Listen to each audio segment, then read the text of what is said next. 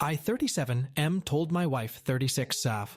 Our roles aren't equal, and I'm not missing my brother's visit, so she can vacation for 2 weeks with her friends. How do I get through to her? I'll try to keep this short. Both in our 30s and have been together 17 years. I, male 30s, am the sole provider for my family of 6, partner and 4 kids, 2 high-energy dogs. I work 5 days a week and sometimes work on weekends if we need a little more cash. My partner is a Saisham and hasn't worked since our eldest was born. By her own choice. I wake up at 5 a.m. and take the dogs out. Prepare kids' lunches, snacks, ensure all school essentials such as bags, etc. are at front door, then head to work in a physically demanding job. Kids are picked up for daycare. School at 7. Due to after-school activities and clubs, etc., they're not home until 6. I come home at 7 and make dinner most nights. Help with homework, do bath time for the little ones, do dishes, take dogs out for longer walk again, put little ones in bed if the house is a mess. I will of course clean it.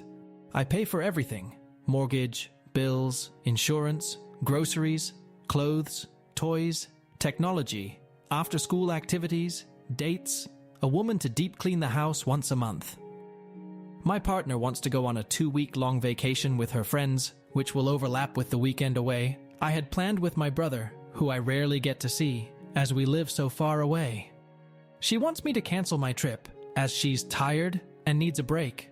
We got into an argument over it in which unkind things were said on both sides, but I am unwilling to budge on this. How do I get through to her that I need some rest? Edit, additional info.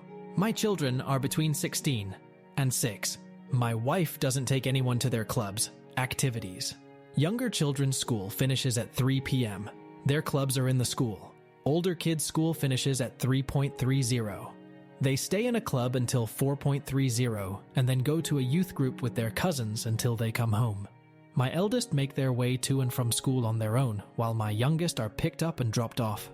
Kids are of course able to eat breakfast at home, but often enjoy eating with their friends before school starts at 8. My wife doesn't walk the dogs because she doesn't like to, and frankly, they don't like her. I enjoy my time walking the dogs because it allows me some time to think. We have a large yard with dog houses, toys, and some agility equipment for them to use while I'm gone. They also get mental stimulation through Kongs and puzzle toys which have been prepared and stored in the freezer. What does my wife do all day? Honestly, she's not isolated. She often tells me of things she's done with her friends, sister, mother, etc. She goes to the gym, does and enjoys hobbies such as embroidery, knitting, and some jewelry design. She changes what she likes to do, says it keeps things fresh. Housework-wise, she does the laundry, I fold and distribute later. She will give dogs water and prepared meals. Enrichment. We have those robot vacuums and air purifiers to deal with the dog hair, but my wife will vacuum if heated. I wipe countertops, put dishes in dishwasher after meals. Older kids take care of their own rooms, bathrooms for an allowance. Have you ever not truly noticed something until it's right in front of your face? I was so mad because I wanted to go see my brother and she wanted to go on vacation with her friends. Yes, she wants me to pay for it. And things have been like this for so long that I didn't see how unfair and imbalanced things were, until I truly started to look at how our duties were distributed. Update 1. My wife worked from age 16 to 20, but I'd often come home after work during the early stages of her pregnancy, and she would tell me of how bad the morning sickness had been, and how she was getting in trouble at work for being late or not turning up due to the issues she was having. One night, after a long discussion about things, she suggested that it would be easier and better for her and the baby if she stayed home during the pregnancy. I was reluctant at first because we weren't exactly swimming in cash, but ultimately the health of my wife and child were more important than a few months of added stress. To save money, we moved in with my wife's older sister and her husband. We split rent and utilities, but were still saving some money. The pregnancy wasn't easy on her. She was often cranky and uncomfortable, and as a result could be quite mean, rude, and a bit handsy. So after further discussions with my wife and her sisters, I took on more of the household duties, such as cooking, etc. When my eldest was born, my wife's sister helped with childcare while I was at work for the first year. But after she and my wife had a fight when he was about a year old, we moved into our own place. But my wife struggled during the day when I wasn't there to help, so we ultimately decided to put him in another daycare facility. I would drop him off on my way to work and would pick him up on my way back home when I finished. Once home, one of us would cook dinner while the other watched the baby. Back then, we had no pets, so household duties weren't too much and could be handled by a couple hours cleaning on Saturday or Sunday, when we could split it between us both. When my son was 3, my wife's sister offered to get her a job where she worked. My wife had to do an interview, but my SIL was confident she'd get the position. My wife was reluctant and nervous about returning to work, but attended the interview and was offered the job. I don't remember much of our celebrations that night, but it ended in the conception of our second child. My wife told me when she'd been at her new job for just over a month. She stuck it out for a couple more weeks, but was fired due to not turning up for shifts. I asked one of her doctors about the issues she was having so early in the pregnancy: back pain, leg pain, nausea, etc. But my wife cut me off before I could finish and asked me to leave the room. When we got home, she berated me for speaking to her doctor like she was a child, and told me that if she wants something brought up to her doctor regarding her pregnancy, that she'd do it herself. I had embarrassed her because she knew her body and knew what was normal and what wasn't. I still thought the issues had to be addressed with her doctor, but whenever I brought it up, her mood swings would get worse. My Mael came to live with us when my second was born for a short while, when I returned to work after my paternity leave. When my daughter was about 4 months old, my wife expressed she was having difficulty looking after her by herself during the day, but my Mill, who had her own life and responsibilities, couldn't come back and stay indefinitely. We had a 2-bedroom apartment then, and having her sleep on the couch didn't seem fair to me. So we enrolled my daughter in daycare, while my son was at nursery. My son went to daycare after nursery as well, so I'd pick them both up around 6 p.m. and head home. My wife promised she would speak to her doctor about the possibility of depression, etc., and her mood did improve with the additional help with the children. My wife took on cooking and cleaning duties then, but struggled as well. I would often come home to burned, ruined food, and would need to make something else anyway. So I ended up cooking dinner most nights so we wouldn't be wasting food. During a weekend away for a friend's wedding, when my daughter was 5, I suggested that my wife go back to work. Both kids were in school now, and I thought we could improve our lifestyle with 2 incomes. We had recently bought a house because the apartment was too small for us, and the children needed their own rooms. She seemed hesitant, which I understood after being out of work for so long, but she agreed. She applied for several positions, but had no luck with interviews or callbacks. We found out she was pregnant with our 3rd not long after that, and returning to work was put on hold again. The pregnancy was difficult as expected, but again, my Mill came to stay when I had to return to work. She stayed for a while, but had to return to her own home eventually. Before she left, my wife told me that she feared she would struggle with our second daughter, just as she had the first 2. I tried to reassure her, but she seemed to become insanely depressed the second her mother left. I would return home with the 8- and 5-year-old to a screaming baby and nothing done around the house. Her mood and actions affected the entire house, so reluctantly I put her second daughter in daycare as well. But I told my wife she had to talk to her doctor and that we'd no longer be having any more children. She was, and we had a huge fight about it, but I got a vasectomy and she accepted it. We've always used protection. My wife is on birth control, and I always use condoms. But given that it had already failed twice for us, when my first was conceived after my 21st, I was so drunk, I don't think I wore one. Our second after celebrating her new job, and our 3rd at our friend's wedding. I didn't want it to happen again, but obviously, the universe had other plans for us, and our 3rd daughter was born 2 years after our second, when we were celebrating a promotion I'd gotten at work. Obviously, this is a brief summary of events, and there have been several other moments through the years when I've suggested she go back to work, but I thought I'd try to provide further background for those who are curious about how we got to where we are. Someone asked if my wife has had a break recently. She has never taken 2 weeks away before, but she goes away a couple of times every year for weekend trips with family and friends. The longest she has been gone is a week. In regards to the dogs and why they don't like her, she doesn't like them. She thinks the mental stimulation I provide through Kong toys, games, puzzles, etc. is unnecessary, but freaks out if their energy levels are too high. One is a German Shepherd, which I was gifted for my birthday, and the other is a German Shepherd Malinois mix my wife brought home because she thought our GSD needed a friend. Yes, they have been to training and were originally in doggy daycare for the first couple years. On to the update, suppose. Update 2. I took a day off of work. I genuinely wasn't feeling too good either, but I intended to speak to my wife about the situation NQWO while the children were at school.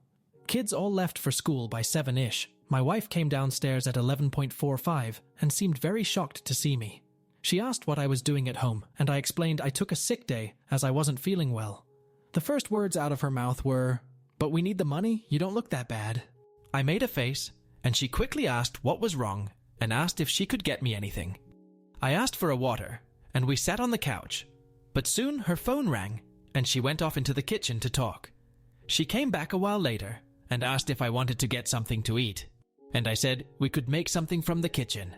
She said she wanted to go out, and I said we could order takeout, but I wasn't in the mood to go out. The dogs had been sitting by the chest freezer, waiting the pantry for their lunchtime enrichment for 10 minutes now, and I asked if she was going to feed them. She flopped onto the couch and asked me to get it. I said no. She asked again, and I said no, again. She glared at me, but eventually got up and gave it to them. She asked me to take her out again several times, and I kept saying no.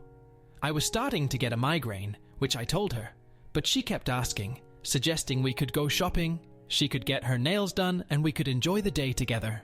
I refused, said we had something to talk about, and she said we would then went upstairs. She came back down 40 minutes later, dressed up, and said if I wasn't going to take her out, she'd go herself. I tried to get her to sit down so we could talk, but she blew me a kiss at the door and rushed outside without even locking it. While she was out, I took some of your advice and cancelled the cleaning lady we have. I apologized to her, as I really did like her, but she was very understanding, and I think we parted on good terms. She returned home at 8 p.m. and immediately asked where dinner was. I told her the kids and I had already ate. She asked where her dinner was, and I told her she'd have to make something for herself. She said she'd just order something, and I told her no. This gave her pause, and she looked at me like I just told her she had to starve.